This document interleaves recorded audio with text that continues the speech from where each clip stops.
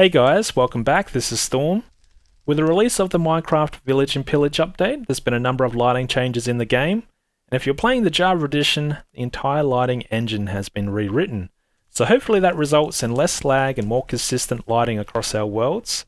We are going to go through and look at the changes. I am playing the Java edition here, so if you're playing on Bedrock, just keep that in mind that maybe some of the changes are not consistent across platforms. So let's start this off by talking about the new light sources we have added in the game, and that is the campfire block and the lantern. So both of these emit a block light level of 15, which is the maximum light level currently emitted by a single block. So that's pretty cool, and the campfire has an additional property where you can extinguish it with a bucket of water, and then you can relight it with a flint and steel. So this is a great way how you can also turn on and off a light source. So that's pretty cool. Now we've got a couple additional options of how you can get light in your game, and the lantern has an additional property where you can hang it from a block above. So that's another nice little addition. So when it comes down to the blocks, there's quite a lot of changes. Obviously there's some new blocks, and these have their own unique properties and how they interact with lighting. Then we have changes to existing blocks as well, and some of these changes are pretty severe. So the daylight sensor, magma block, sticky piston and regular piston, and the enchanting table, these blocks no longer allow light to pass through them. So that's a pretty significant change. Maybe in the past you would do something like this. You would hide some light sources, use one of these blocks over the top of that light source, and previously that would allow extra light to be passed into your room and help to prevent mob spawning, but you can see that no longer works. You see no light is being passed through these blocks. And that's quite disappointing, and hopefully this particular one gets changed, this property, because I would always put light sources underneath my enchanting table to help light up the area. You can see that no longer helps. There's no light that's being passed through this. Hopefully that's a bug and that gets fixed, but I don't think it will.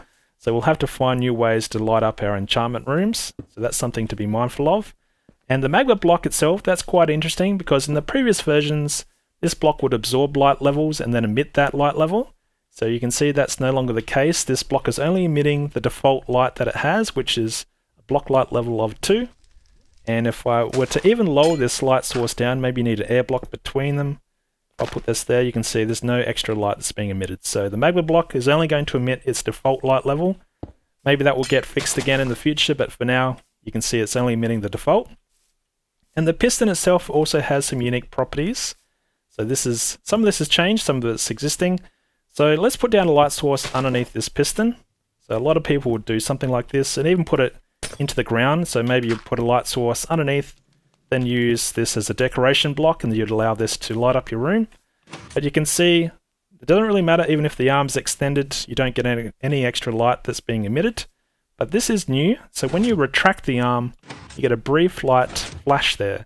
Now you might think that's just a phantom light, it's not real light, but it is actually real light. If we look at our block light level here, so currently I have 0 block light level.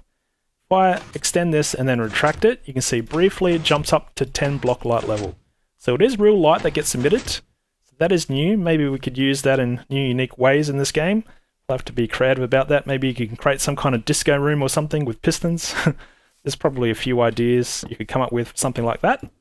But something else is, I guess, unique now in this update version is when you've got the arm extended like this, it does allow light through this gap. Now when it comes down to slabs and stairs, there's been quite a lot of changes with these blocks as well and how they interact with lighting. So if we come over here and take a look at this setup where I'm using a combination of the slabs and stairs, I have some redstone lamps behind this wall. So previously when we used to be able to turn these on, you would light up this area, but it would be all phantom lighting. It wouldn't be real lighting that comes through and hits the ground here. But if we take a look at our debug screen, you can actually see the block light level has increased, which means we are getting this whole area being lit up naturally by the light we have hidden behind here.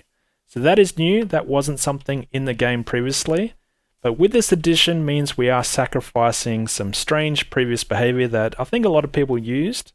So to illustrate some of that strange previous behavior, I've just jumped into a update aquatic world here, put down a couple of sea lantern blocks, and if we put slime in front of these blocks, put down some slabs, you can see this pretty cool effect of where it looks like it's lighting up this area, and it's actually phantom lighting. There's no real light here. If I check our debug screen, you can see the light level is still 0, so no real light is being emitted by those sea lantern blocks for where we're standing.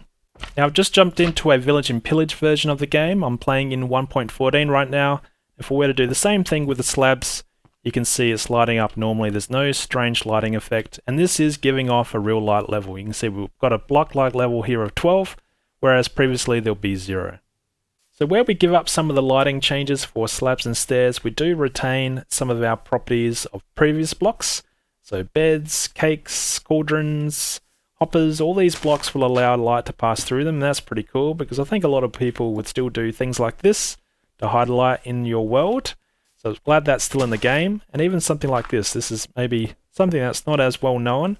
Things like beds will allow light through them, and that's pretty cool. Then some of the newer blocks as well. So things like scaffolding, you can allow light to pass through them, and light will pass through from them below or above. That creates a pretty nice little texture and effect. So I really like how that looks. I'll probably use this in my world. And then things like these blocks, these ones will also allow light through them, not because so much of the block itself, but because they're not a full block. So where there's a gap around the block, so if I put down a chest in here, for example, and then cover this up, you can see there's a gap there. That will allow light through it. And that is something that's quite different in this update.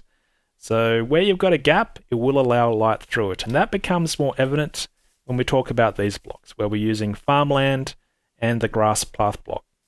So I've jumped back into the updated aquatic version of the game, and you can see I've got some sea lantern blocks here. I'm just going to cover them up with a block above. And if I were to put down grass path blocks here or farmland blocks, you can see you get that strange, nice little glowing effect where light is leaking through, but it's not real light. If we again check our debug screen, you can see the block light level is 0, so no real light is coming through.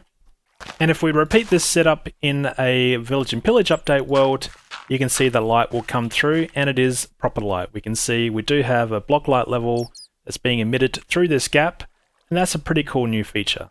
So I think it's fair to say the lighting changes are a bit of a mixed bag. We give up some features, but we gain some others and retain others. So it's a nice little bit of a mix to the game where we have to do a bit of work, but we don't have to change everything. And it'd be pretty disastrous if we couldn't still put light through carpets. I think everyone does that trick these days, so that still works. And even things like the new block of the composter, this will allow light through it. So that's a nice little addition as well. And things like putting light through paintings, that still works, or light through doors, that still works. So there are many things that are still the same with a few little quirks along the way. So that's pretty cool. And even if it comes down to it, we can still use the lantern in fun and unique ways, and maybe that's just a better lighting solution. And even if it's visible, because it's a nicer looking block. Here's a few examples of different lighting solutions I came up with using the lantern during the snapshot development releases of this game. Some of these designs are more practical than others. Some of them look good, some of them a bit questionable, a bit futuristic, but there's a lot of fun, creative ways I think we can use these. So maybe this will be something you can also incorporate into your world. So that just about does it. Thanks for watching. Hopefully you found this video helpful. If there's anything I've overlooked, please let me know in the video comments. I'm curious to know what you guys have also found about the lighting changes with this update. And if you're playing the Bedrock edition of this game, I believe there's a nice little hidden feature where you can relight a campfire using a flame bow. It's not available in the Java edition, but I believe you can do this in the Bedrock edition, so give that a go as well. Thanks for watching, stay awesome, and I'll see you guys in the next one. Cheers.